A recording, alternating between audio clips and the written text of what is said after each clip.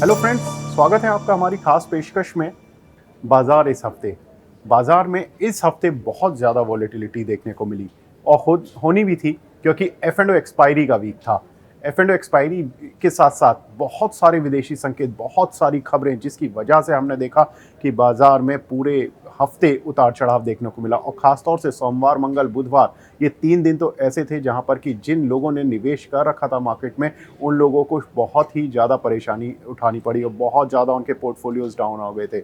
लेकिन थर्सडे की मॉर्निंग में एक बार तो बाजार ने डाउन साइड दिखाया, लेकिन वहां से वन साइडेड रिकवरी दिखाई और सेंसेक्स थर्सडे और फ्राइडे में अगर लोअर लेवल से देखें तो करीब 1089 पॉइंट रिकवर हुआ। वहीं निफ्टी में अगर देखें तो करीब 450 पॉइंट की बढ़त देखने को मिली। तो ये एक वन साइडेड मूव था जो कि थर्सडे के सेकंड हाफ से शुरू हुआ और फ्राइडे की इवनिंग तक रहा। यानी कि जो एक 3 दिन का पेन था वो अगले 2 दिन ने गेन के साथ थोड़ा ऑफसेट कर दिया। और निफ्टी अगर हम पिछले फ्राइडे के मुकाबले देखें तो इस वीक में करीब 86 पॉइंट्स ऊपर बढ़कर बंद हुआ। ये केवल पॉइंट्स जो ये रिकवरी थी, ये निफ्टी और सेंसेक्स की नहीं थी, ये रिकवरी थी बहुत सारे शेयर्स की, बहुत सारे सेक्टर्स की। जैसे कि आईटी सेक्टर में एक हमने देखा था कि वेडनेसडे के सत्र में करीब 1000 पॉइंट की गिरावट देखने को मिली थी, लेकिन अगले 2 दिन में उसने वो पूरी गिरावट को ऑफसेट किया। सेम रियल एस्टेट सेक्टर, चीनी सेक्टर और बहुत सारे सेक्टर थे जहां पर कि इस तरह की वी शेप रिकवरी देखने को मिली। अब ये गिरावट क्यों थी, क्या इसके कारण थे, क्यों रिकवरी हुई, इसको जानते हैं।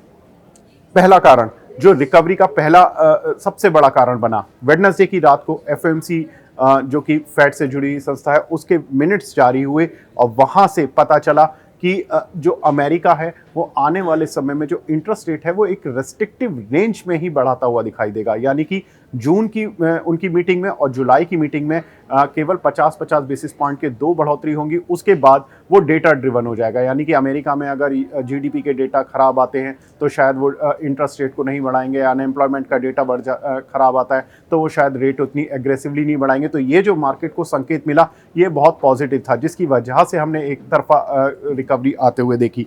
दूसरा इंपॉर्टेंट ट्रिगर था कि F and O expiry Thursday को पूरी हुई और एक्सपायरी वाले दिन से पहले दिन तक सभी के शॉर्ट्स कवर हो गए, या जिनको लॉन्ग अपने नहीं बनाने थे उनका भी मन पूरी तरह से एक तरफा हो गया था। लेकिन एफ एंड ओ एक्सपायरी वाले दिन से जब एफओएमसी के मिनट्स भी जारी हो गए और सब कुछ पॉजिटिव संकेत आने लगे तो वहां से मार्केट में खरीदारी लौटी और लोगों ने अपने शॉर्ट्स भी कवर करने शुरू किए।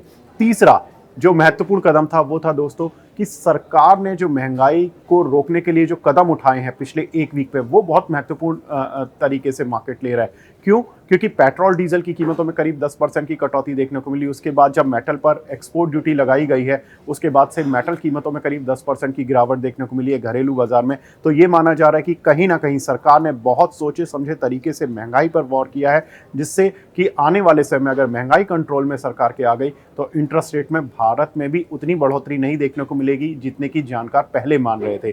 तो ये एक मार्केट के लिए बहुत बड़ा पॉजिटिव संकेत था।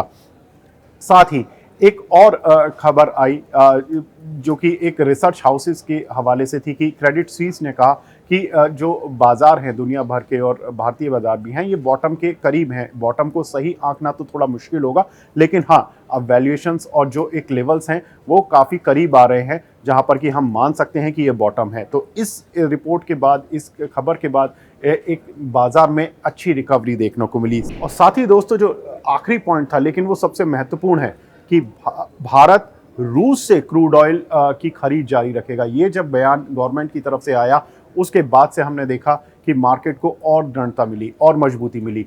क्यों? क्योंकि भारत को क्रूड ऑयल विदेशों से खरीदना पड़ता है। अपनी रिक्वायरमेंट का करीब 85% भारत को क्रूड ऑयल विदेशों से खरीदना पड़ता है। उसमें भी अगर औसत मूल्य $110 पर बैरल चल रहा हो और अगर आपको 45 या $40 पर बैरल का डिस्काउंट मिल जाए अगर आप रशिया से खरीदते हैं, तो ये आपके लिए करंट अकाउंट डेफिसिट को बचाने के लिए बहुत महत्वपूर्ण होगा, महंगाई को रोकने में बहुत महत्वपूर्ण होगा और घरेलू बाजार में पेट्रोल डीजल की कीमतों को कंट्रोल करने के लिए बहुत महत्वपूर्ण कदम होगा, जिसकी वजह से मार्केट में एक रिकवरी देखने को मिली। यानी कि महंगाई दर, क्रूड ऑयल का सस्ते मूल्य पर खरीदना, साथ ही क्रेडिट स्विस की एक स्टेटमेंट, साथ ही अगर हम देखें तो एफओएमसी का स्टेटमेंट, ये सारे रिकवरी के संकेतों ने मार्केट को थर्सडे और फ्राइडे में बदल कर रख दिया। और जितना पेन हमने सोमवार, मंगल, बुधवार को देखा था, शायद उसके उलट थर्सडे और फ्राइडे को हमें बिल्कुल विपरीत देखने को मिला। तो यहाँ से हम कह सकते हैं कि हैप्पी वीकेंड, और नेक्स्ट वीक हम उम्मीद करते हैं कि जब भारतीय अर्थव्यवस्था के Q1 जीडीपी के आंकड़े आएंगे तो वहाँ से भी कुछ पॉजिटिव संकेत मिलेंगे, और उसके अगले हफ्ते आरबीआई की पॉलिसी आती हुई दिखाई देगी, जिससे कि शायद कुछ और मैक्रो लेवल पर हमें पॉजिटिव संकेत मिलेंगे। तो हो सकते हैं कि आपको आने वाले हफ्तों में और बेहतर रिटर्न मिले। तो इस खास पेशकश को यहीं पर समाप्त करते हैं। धन्यवाद।